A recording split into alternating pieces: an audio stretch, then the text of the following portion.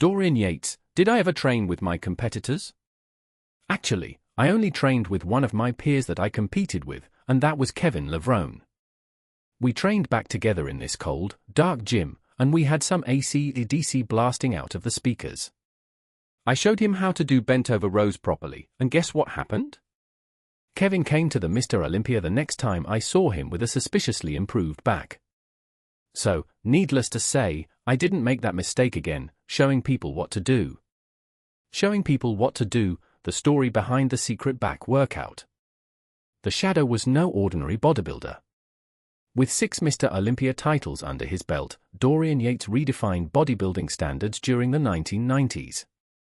He was known not just for his size, but for his intense, heavy-duty training style, especially when it came to building a monstrous back. Yet, despite being at the top, Yates kept a tight circle. As he once admitted, he rarely trained with his competitors, by design. The only exception was Kevin Levrone. The gym in Germany, when rivalry met respect. According to Yates, the two met at a hotel during a bodybuilding tour. Levrone asked if they could train together. Yates agreed. The next morning, 7:30 a.m., they found themselves in a cold, dark gym, with loud rock music blasting, AC/DC, per Yates' recollection. That session turned into something memorable. Yates decided to show Levrone how to properly perform bent-over rows, the kind of heavy, form-focused rows that build dense, wide backs. Levrone was already a strong guy, Yates acknowledged.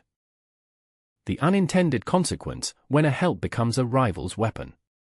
What happened next is what makes the story legendary, and a cautionary tale. The very next time Yates saw Levrone on stage at Mr. Olympia, Levrone had a suspiciously improved back. The dramatic improvement was unmistakable.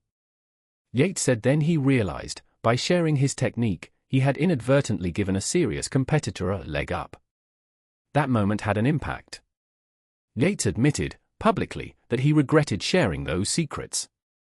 He said he didn't make that mistake again, implying he would no longer freely share his training methods with rivals. What this reveals about Yates' philosophy, mindset and legacy. Relentless focus and discipline, Yates' training style was intense. He didn't rely on volume like many did, instead, heavy, focused, high-intensity work, especially on back, became his trademark. Protective of competitive edge, for Yates, bodybuilding was a war. His physique, his methods, his training secrets, all part of that war. Once he saw what sharing could do, he backed off. Honesty and reflection, not all legends admit mistakes publicly. Yates did. By telling this story, he showed humility and a strategic mind. Shaping bodybuilding norms, his mass monster era, his brutal back training, and even this episode helped shape how pro bodybuilders think about sharing, or not, their approaches. Why this story still matters today. In an era of online tutorials, free advice, and social media fitness coaches, Yates' anecdote is a stark reminder, information is power, and in a competitive arena, that power can shift outcomes. For new bodybuilders, this tale illustrates that knowledge, technique and timing can make or break a physique. It also shows that even legends once debated among friends, but when competition, ego, and ambition come into play, the boundaries of trust can shift quickly. Final thought. That cold gym in Germany with AC/DC blasting. A simple bend-over row. A handshake between rivals.